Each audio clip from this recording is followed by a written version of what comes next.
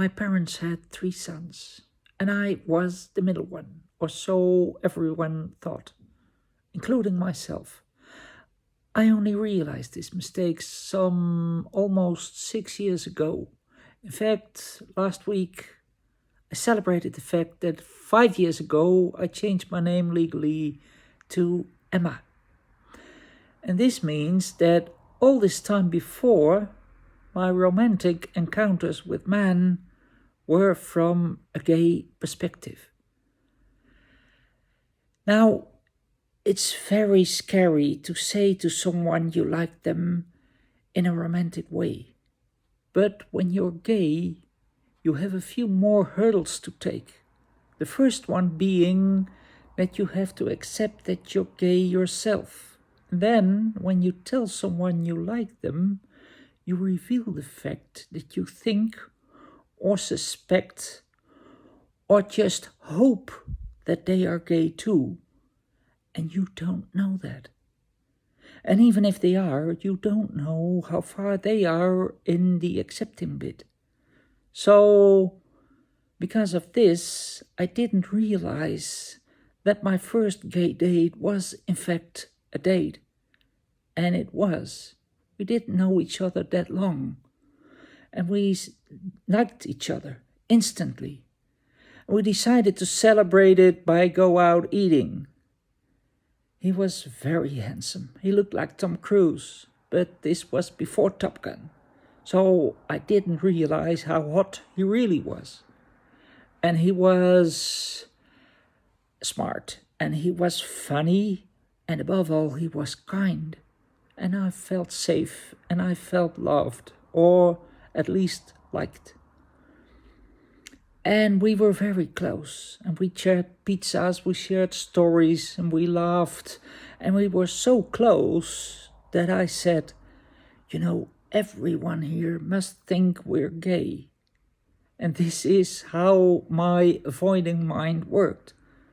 I didn't mind that all these people thought I was gay, and yet I couldn't get it into my head that I could fall in love with a man. So I didn't help him to get the hurdles, and nothing happened. And then later, I think 1 or 2 years later, I met another guy I really loved. I didn't date with him. I went out on vacation with him, hiking in the south of France in a very small tent. It's great if you can talk to someone about things that really matter and about your feelings. And I could do that with him. But what's even more special is that you can be silent with someone. And this we could.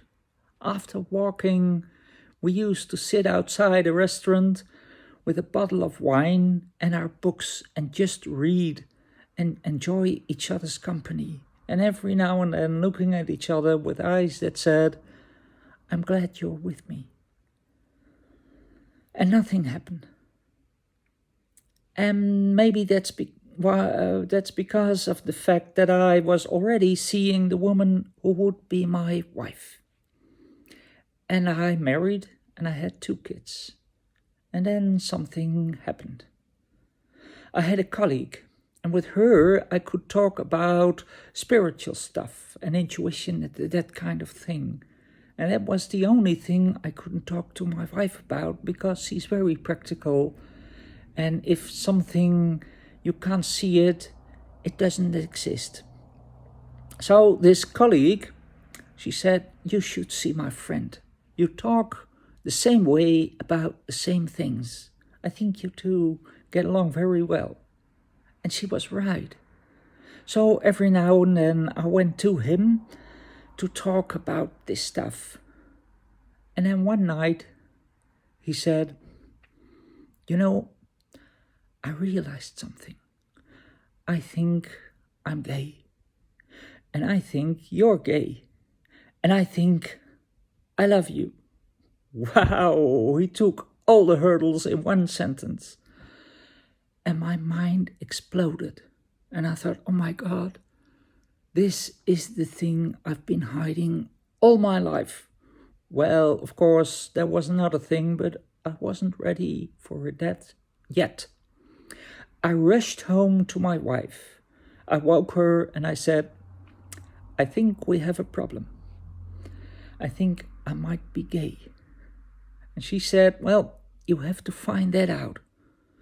So I moved in with this guy, and within a week, I recognized my failure, my mistake. You know, my kids were and still are the most important thing in my life. And I couldn't see my kids in my life with this man. And besides, there was only one person in the whole world that loved my kids the same way as I did. And I wanted to share my love with my kids, with her. So when I went back, we talked, we had some kind of therapy, and they said, why do you have to see everything black and white? Why do you have to be gay or straight? Why can't you be bisexual? So there I was, accepting that I was bisexual and still wanting to go on with my wife. And gladly, she wanted me. And we had 2 more kids. Now, we may not be the very best match, but as 2 parents, we were a great couple. And everything was fine, or so we thought. Because, of course, then, some 6 years ago, I discovered the real thing I had been avoiding. I am a woman. We divorced, and I got to live in a very small town, and there I was, single woman, being bisexual. And bisexual now meant straight men and gay women instead of the other way round. So I said to a friend, I wonder how it is to be desired by straight men. And the universe delivered the very next day. Behind the windscreen wipers of my car, I saw a note. And it said, hello. Oh, man, please listen. Hello is not a good conversation starter. Since I'm Emma on social medias, hordes of men come into my private and they all start with hello. You know, you have this very romantic film where this woman says, you got me at hello, but believe me, as a man, you lose me at hello. I block you instantly if you get into my privates uninvited. So the note said, hello. You don't know me, but I see you walking down my street, and I think your legs are so great, so sexy. I'm a leg man. And then his name and phone number. And I thought, well, I wanted it, didn't I? So I wrote back, thank you for the compliment. But if we want to meet, you have to be very careful with me and patient, because I'm not a rushing type of person. And he didn't write back. I think he was the rushing in kind of person. I think he hoped an answer like, yeah, great, let's have sex. And then some years later, another thing happened. I was walking in my woods.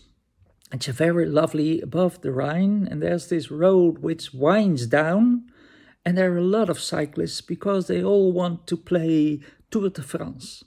And one of them was resting on his bike.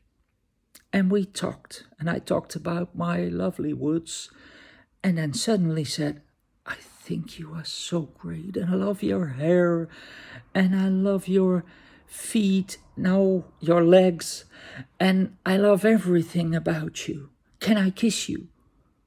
And then I thought, well, let's try this out. And bang, he was all the way in my mouth with his tongue moving like this, and I thought of my windshield wiper. And then he said, "You live here, don't you? Shall we go to your place?" And I said, "No, let's not go there." And I had to push him down this winding road. And this happened again and again. I told a story somewhere, and I walked back to the train station with the flowers I got.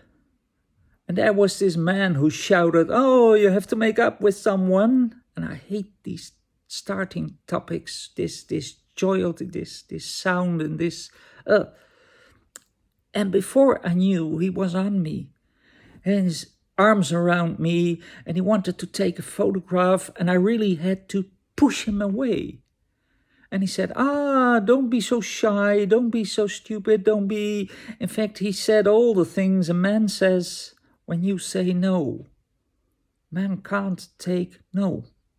So now I think I know what it is like to be desired by straight men, and I don't know if I like it. You know, when a woman desires someone, all her attention is in the one she desires. And when a man desires someone, all his attention is in his own desire. You know, a catcall isn't a compliment. It's a fart all the way up your mouth from your penis. And no, it's not all men, but it's too many men. And yes, I am bisexual, but what's the use of being bisexual if men are like this?